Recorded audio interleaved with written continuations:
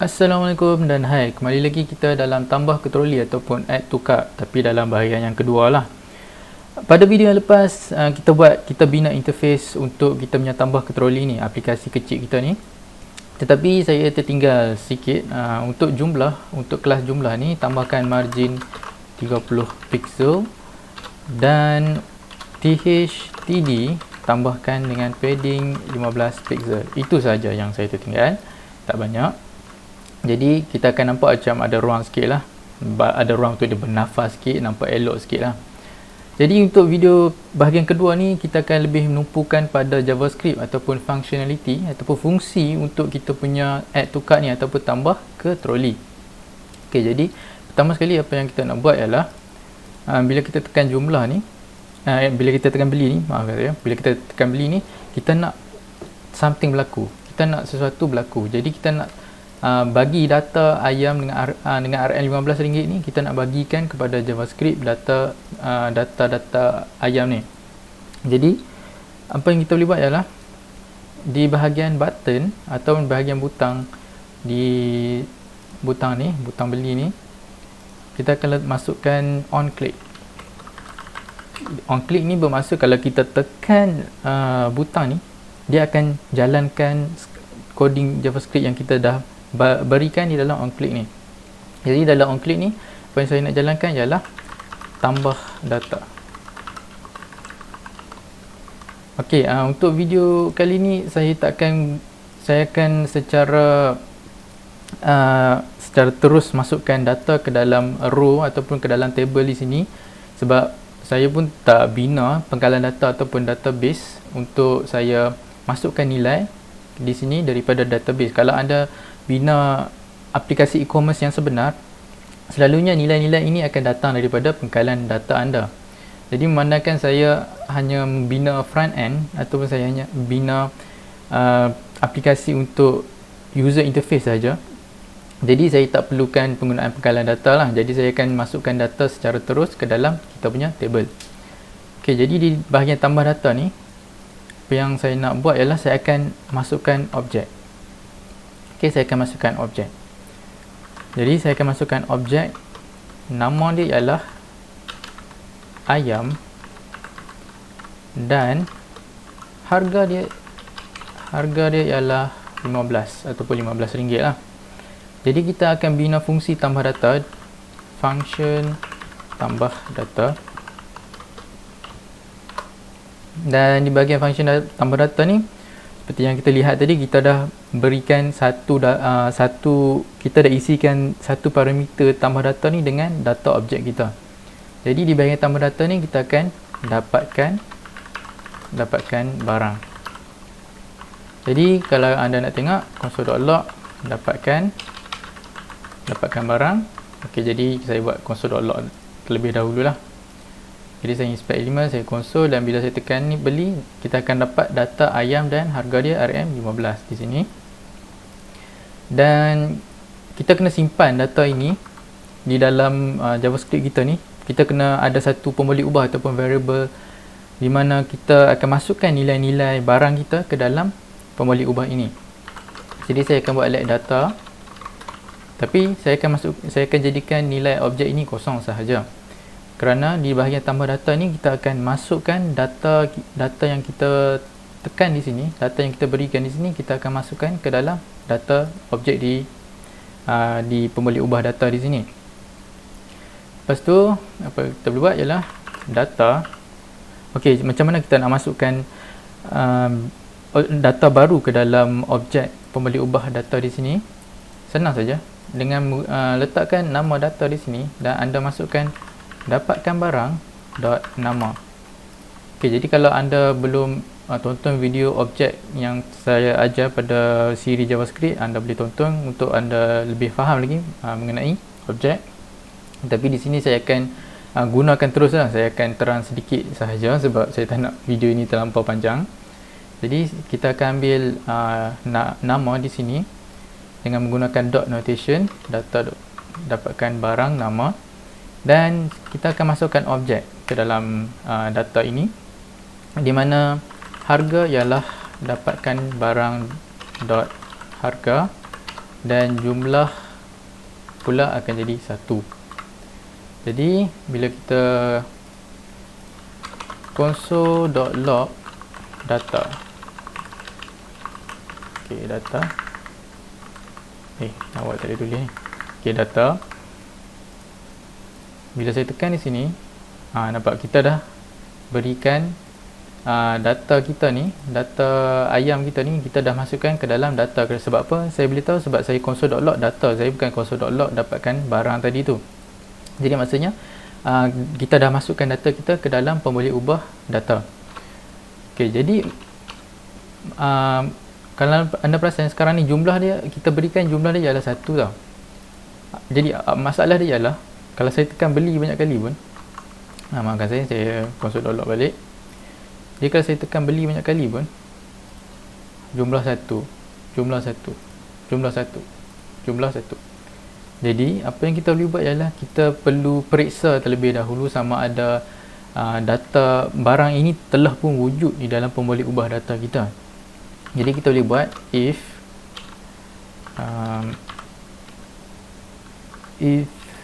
key ataupun if dapatkan barang.nama in data.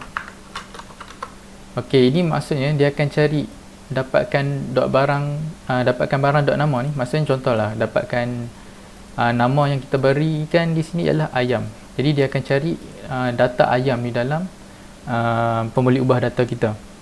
Jadi bila dia dah jumpa ataupun dia tengok dalam data kita, dalam pemboleh ubah data ni telah ada pun data yang bernama ayam.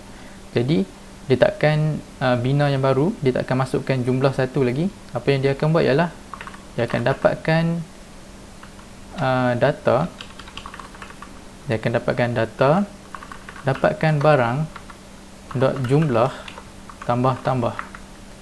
Okey, jadi apa yang dia akan buat ialah dia akan ambil data, data yang bernama ayam sebagai contohnya, kita bagi nama ayam. Jadi data dot dapatkan barang dot nama lah di sini, dot nama. Jadi data ayam dot jumlah dia akan tambah. Jadi kalau jumlah sekarang ialah 1, dia akan tambah jadi 2, bila 2 dia akan tambah jadi 3. Dan jika kenyataan ini, kenyataan kalau ataupun kenyataan if ini tidak betul, maka dia akan jalankan coding di bahagian else ini. Jadi di sini okey, kita boleh check. Okay, saya akan inspect console.log beli. Okey, sekarang ini jumlah ialah 1. Bila saya tekan beli lagi, sekarang jumlah dia ialah 2. Sebab dia dah check, dia dah periksa di dalam bahagian data yang dapatkan barang.nama ini telah pun wujud, dan dia hanya akan tambahkan nilai jumlah untuk barang tersebut. Jadi kita boleh bina lagi satu. Saya akan copy saja yang ini dan bina lagi satu untuk ikan, di mana ikan pula RM30, RM30, dan di sini saya akan tukar kepada ikan. Jadi kita boleh check di sini. Okey, sekarang saya beli satu ayam dan satu ikan. Nampak objek ikan dah muncul. Saya beli lagi, Dan kita tengok di sini jumlah untuk ayam 2 dan jumlah untuk ikan 2, sebab kita tekan dua-dua barang tersebut sebanyak 2 kali tadi. Okey, lepas tu apa yang kita boleh buat ialah kita nak kalau anda perasan di bahagian ini dia tak update di bahagian kanan ni. Dia tak masukkan pun kita punya barang ke bahagian cart ni ataupun di bahagian troli kita di bahagian kanan ni. Jadi kita akan uruskan di bahagian kanan ni sekarang, index.js, dan di bahagian tambah data ni. Sebelum tu kita kena kira dulu hasil untuk barang-barang yang kita telah beli. Jadi saya akan buat satu pemboleh ubah di bahagian atas ni, let hasil. Dan saya akan masukkan satu fungsi di sini, iaitu kira hasil. Bukan degree ya. Dan kira hasil ni saya akan masukkan function kira hasil. Jadi sama juga macam if kita cari data di dalam kita punya pemboleh ubah data dalam objek kita ni. Cuma di bahagian ini kita akan menggunakan for let key in data. Jadi kita akan loop, kita akan buat ulangan kepada data kita ni. Jadi data key, jadi sebelum tu hasil tambah equal atau tambah equal ni dia akan tambahkan nilai. Okey, contoh dia akan tambahkan nilai di DW ni dengan nilai hasil, dan dia akan simpan nilai tersebut di dalam hasil. Jadi kita akan buat data key dot harga kali dengan data key dot jumlah. Okay, contoh kalau kita beli ayam 2 dan satu ayam berharga RM15. 15 kali 2 akan jadi RM30, dan RM30 tersebut akan disimpan di dalam membeli ubah hasil. Tapi sebelum tu kita kena kosongkan dahulu nilai hasil ni. Jadi kalau anda faham di sini, kalau kita tak masukkan nilai hasil kosong di sini, contoh nilai hasil sebelum kita buang barang kita tu, hasil ni telah simpan nilai RM30. Sepatutnya bila kita dah buang barang yang kita beli, sepatutnya hasil ni dia akan jadi kosong lah. Tetapi disebabkan kita tak masukkan hasil equal to kosong di sini, dia akan masukkan lagi nilai yang baru ke dalam nilai hasil yang lama, iaitu nilai 30, dan dia akan terus menambah ke dalam nilai hasil tersebut. Jadi itu masalah kalau kita tak bagi hasil ni jadi kosong terlebih dahulu lah, untuk setiap objek yang baru, untuk setiap barang yang baru kita beli ataupun yang baru kita buang. Jadi kita kena masukkan hasil sama dengan kosong. Okey, jadi kita boleh console.log hasil. Saya akan inspect elemen console. Okey, saya beli satu ayam RM15, saya beli 2 ayam 30, saya beli satu ikan jadi 60, sebab satu ikan kan RM30 kan. Jadi kita punya hasil dah berjaya. Lepas tu kita akan render trolley. Okay, render trolley ni maksudnya kita akan ubah nilai, kita akan uruskan di bahagian kanan ni. Jadi saya akan buat function render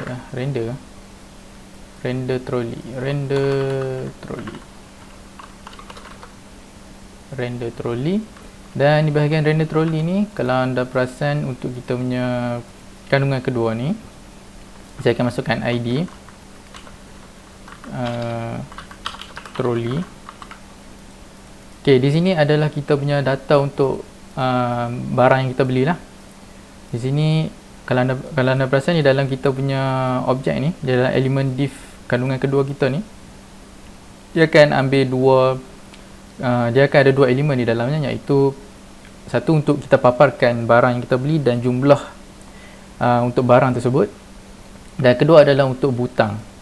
Jadi kita akan bina untuk barang ni terlebih dahulu, nama barang dan jumlah barang tersebut. Jadi di bahagian index di sini kita akan buat let div barang document.create element.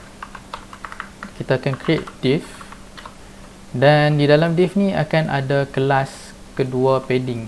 Okey, saya akan copy dan div barang dot class list, class name, class list dot add, dan anda masukkan nama kelas tersebut, iaitu kedua padding.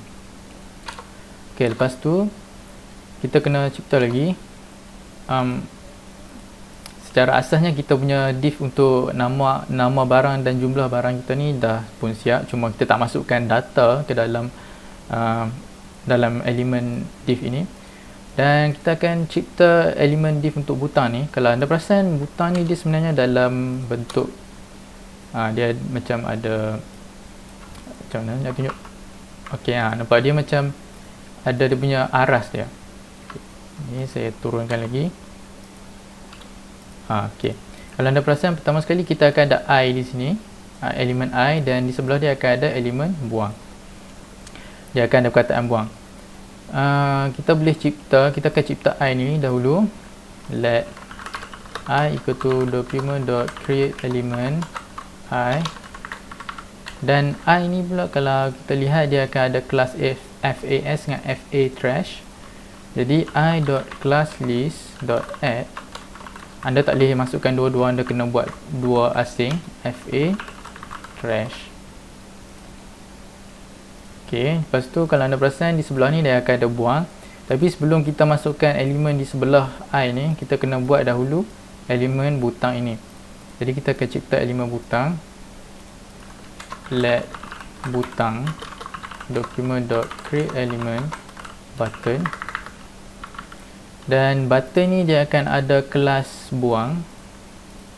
Okay, dia ada butang.class list.add buang. Lepas tu kita akan append ataupun kita akan append child lah. Kita akan append I ni kepada butang. Sebab kalau anda lihat I ni dia berada di dalam butang. Jadi butang sekarang ni adalah parent node ataupun parent element kepada I. Dan butang.append child, kita masukkan I. Kita tahu sebab kita dah bina tadi elemen I kita. Dan di bahagian I, insert adjacent HTML after n, span, dan letak space, dan saya masukkan perkataan buang. ok, insert adjacent HTML ni maksudnya kita akan tambahkan elemen HTML di sebelah elemen I. Kalau anda lihat di sebelah elemen I ni, sepatutnya ada perkataan buang di sini. Tetapi kita boleh masukkan elemen tersebut dengan menggunakan insert adjacent HTML. Dia ada banyak, ada yang before start kan, tapi saya akan ambil after n sebab saya nak masukkan nilai selepas I. Nampak? Selepas I di sini, bukannya sebelum I. Dan saya letak space tadi sebab anda lihat di sini macam ada space sikit, jadi saya masukkan space.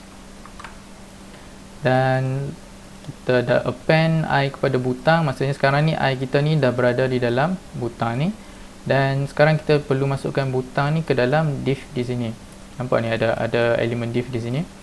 Jadi kita akan cipta, saya akan cipta di sini. Saya akan besarkan sikit, besarkan. ok, let div butang document.create element div, dan kita akan masukkan butang kita ke dalam div button ni. Div butang.append child butang. ok, dia tak ada apa-apa yang berlaku lagi lah, cuma kita dah cipta div untuk ni, butang ni, dan kita juga sudah cipta div untuk nama barang dan juga jumlahnya. Lepas tu kita akan buat sama juga macam for loop tadi tu. Ni yang for ni kita akan cari for let. ok, sebelum tu saya lupa, semua ni kena berada di dalam loop ni. Sebab for each, untuk setiap barang dia mesti ada elemen dia sendiri. Dia tak boleh guna elemen untuk barang yang sebelum dia. Jadi kita akan sentiasa mencipta elemen baru untuk barang yang baru. Jadi for let key in data. ok, jadi apa yang akan saya buat di sini, saya akan buat, ok, kalau anda ingat tadi div barang ni, kita buat elemen untuk barang ni, kita akan masukkan data ke dalam div barang tersebut, div barang.inner HTML, dan saya akan menggunakan simbol ni. Dia bukan simbol single quote yang macam ni. Simbol ni akan berada di sebelah kiri nombor 1. Jadi saya akan masukkan macam ni. Jadi apa keistimewaan dia ialah saya boleh tulis terus pembeli ubah ataupun variable direct secara terus ke dalam string ini. Jadi contoh saya boleh masukkan key di sini. Kalau saya gunakan single quote yang biasa, saya kena tulis macam tambah, lepas tu saya kena buat macam tu kan. Saya kena buat macam ni. Tapi dengan menggunakan yang ni, saya tak perlu lagi buat macam tu, saya hanya masukkan macam tu saja. Jadi key ni adalah nama barang kita. Jadi kita akan masukkan key di sini, nama barang kita. dan di dalam kurungan ni saya akan masukkan data key dot jumlah. Okay, jumlah data kita. Dan saya akan letak X di sinilah untuk menunjukkan berapa jumlah untuk barang yang untuk barang tersebut. Okey. Lepas tu kita cuma, kalau anda ingat, saya tak buat lagi. Kalau anda ingat tadi saya ada buat ID trolley di sini, jadi saya akan gunakan let trolley equal to document dot query selector trolley. Okey, trolley di sini. Di bahagian trolley akhir sekali ni, anda cuma perlu append, anda cuma perlu masukkan kedua-dua elemen div ni. Kalau anda perasan, sekejap, saya jadikan dia satu dulu. Okey, satu. Alamak. Okey, satu. Kalau anda perasan, sekarang ni elemen div ni dengan elemen div ni adalah anak kepada elemen trolley di sini. Maksud saya elemen div di sini yang ada ID trolley. Jadi kita akan masukkan kedua-dua elemen ni ke dalam div ini, div yang trolley ni. Jadi trolley.append child, saya akan besarkan balik. Append child div barang. Pertama sekali kita kena masukkan barang yang barang dulu sebelum kita masukkan yang butang. Jadi lepas tu baru masukkan append child div butang. Okey, saya save juga kat sini. Nampak? Kalau anda lihat kita punya add to cart ni sebenarnya dah jadi. Okay, nampak? Cuma dia masalah sekarang ni dia tak buang elemen yang sebelum-sebelum ni. Jadi apa yang kita boleh buat ialah kita perlu kosongkan dahulu elemen tersebut.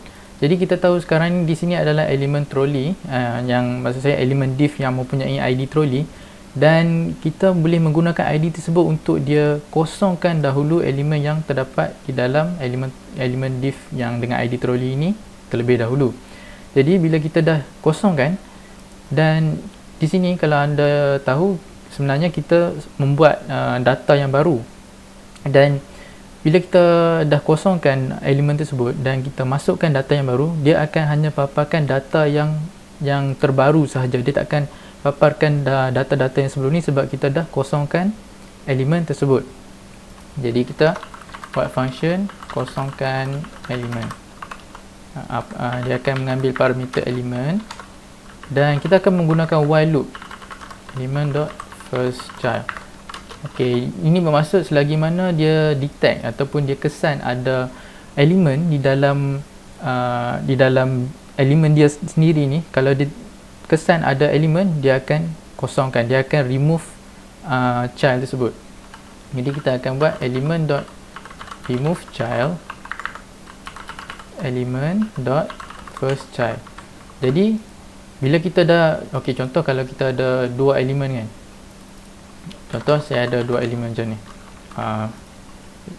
Contoh saya ada dua elemen macam ni. Ini sekarang ini adalah firstChild, ini adalah firstChild. Kalau saya remove firstChild, bila saya remove firstChild, yang ni pula dia akan jadi firstChild di sini. Nampak kan? Yang ni dia akan jadi firstChild. Tapi kita pakai while loop. While loop ni maksud selagi mana dia detect ataupun dia kesan ada firstChild, dia akan terus menjalankan ulangan ini sampailah tak ada dah firstChild.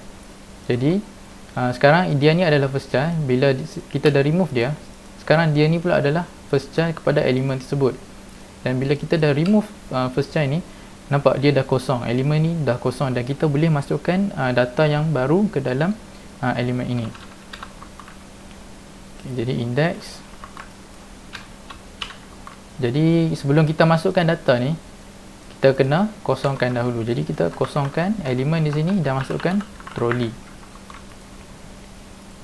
Jadi kalau saya tekan beli, pertama ni yang ni elemen yang dah sedia ada. Tapi bila saya tekan beli, nampak dia buang elemen yang sebelum ni. dan dia hanya masukkan elemen yang dia hanya masukkan data yang paling latest atau data yang terbaru sahaja. Tapi kita tekan buang ni masih tak jadi lagi. Okey, tak mengapa. Okey, sebelum tu kita kena, kalau anda perasan, untuk jumlah ni dia tak ubah nilai untuk jumlah ni. Kita akan ubah nilai untuk jumlah tu terlebih dahulu sebelum kita buat fungsi delete atau fungsi buang. Okey, di bahagian div ni kita akan bagikan ID jumlah. Okey. Jadi di atas ni dengan troli kita akan masukkan let papar jumlah document.query selector jumlah. Okey, jumlah. Render troli kira hasil dan function papar jumlah. Saya akan buat camel case papar jumlah seperti yang kita buat, sama juga macam yang tadi tu, yang kita ambil ID tu dan kita cipta elemen. Pertama sekali kita akan buat let p. Okey, saya akan tunjuk dulu. Pertama sekali kita perlu cipta elemen p. Nampak ni elemen p, kita akan cipta elemen p dan elemen ni akan ada kelas board. Okey, dan dia akan ada kelas board dan dia akan ada inner HTML dengan nilai yang kita dah kira, iaitu nilai hasil tadi tu. Dia awal-awal video tadi yang saya dah tunjuk macam mana kita kira untuk mendapatkan hasil tu. Jadi kita akan cipta p dan kita akan masukkan kelas board dan kita akan masukkan nilai hasil dan kita akan kepilkan p ni ke dalam div dengan ID jumlah. Okey, itu yang kita kena buat sekarang. Document.create element p dan p ni akan ada kelas list add, akan ada kelas board dan inner HTML dia akan ada hasil. Saya akan letak rm lah. Saya akan letak rm hasil dan kita akan kepilkan ke dalam jumlah papar jumlah. Okey, papar jumlah dot append child p. Okey, bila saya tekan beli, okey, RM15 lah. Kalau saya tekan beli lagi, oh dia tak update. Oh, hasil papar jumlah. Oh, kita tak jalankan fungsi papar jumlah ni. Okey, kita dah jalankan fungsi papar jumlah di dalam function tambah data di sini. Dan bila saya tekan beli, okeylah RM15. Oh, baru saya ingat kita kena kosongkan dahulu elemen ini. Okey, saya akan copy kosongkan elemen dan kita kena kosongkan elemen papar jumlah. Okey, jadi bila saya tekan beli, kenapa dia tak papar jumlah. Okey, dah jadi dah. Okey, RN 120 bila 10 150 tambah 60 jadi 210. Tapi kita punya fungsi buang tak siap lagi. Jadi kita akan buat fungsi buang. Tapi kalau anda ingat di bahagian butang ni, sebenarnya butang kita ni tak ada on click. Sepatutnya kita bila kita tekan butang ni, kita nak dia jalankan coding JavaScript. Jadi di bahagian render trolley ni, waktu kita cipta butang tu, di bahagian butang ni anda masukkan set attribute, di mana attribute kita akan masukkan attribute on click dan di sini kita akan masukkan nama fungsi untuk on click tersebut, iaitu buang barang. Dan di dalam buang barang ni kita akan berikan nama barang tersebut. Okey, saya tak nak guna macam ni. Saya nak guna yang macam yang sebelah satu yang saya beritahu tadi tu. Kalau anda tak nampak, alamak, lagi tak nampak. Buang barang, dan di dalam ni anda masukkan single quote sebab kita nak kita nak kita punya nama barang tu dalam bentuk string. Jadi kita akan berikan key, iaitu nama untuk barang tersebut lah. Jadi kalau ayam dia akan masukkan ayam, kalau ikan dia akan masukkan ikan. Dan di bahagian buang barang, function buang barang, okey, barang untuk dibuang. Sebab kita bagi nama, kita bagi apa tadi? Kita bagi nama barang tersebut. Jadi nama barang tersebut ialah barang untuk dibuang. Jadi senang saja untuk kita buang barang tersebut daripada kita punya objek ataupun pembeli ubah data di sini. Kita hanya perlu menggunakan delete, lepas tu masukkan data dan barang untuk dibuang. Lepas tu kita kena jalankan semula tiga fungsi ini, kira hasil, render troli dan papar jumlah di sini. Okey, minta jadilah. Okey, RM15, RM30, RM60, RM90. Bila kita tekan buang, dia akan jadi RM30, iaitu RM15 kali dengan 2 akan dapat RM30. Okey, jadi RM90, RM120, RM150. Okey, buang dan jadi RM kosong sebab tak ada apa, tiada barang di dalam kita punya troli ataupun cart. Okey, itu sahaja video kita untuk kali ini. Maaf sebab video ni panjang, sebab saya ni jenis yang orang panggil saya jenis explain secara terperinci, jadi sebab tu video jadi panjang. Kita maaf. Okey, setakat itu saja video untuk kali ini. Terima kasih kerana menonton. Assalamualaikum dan salam sejahtera.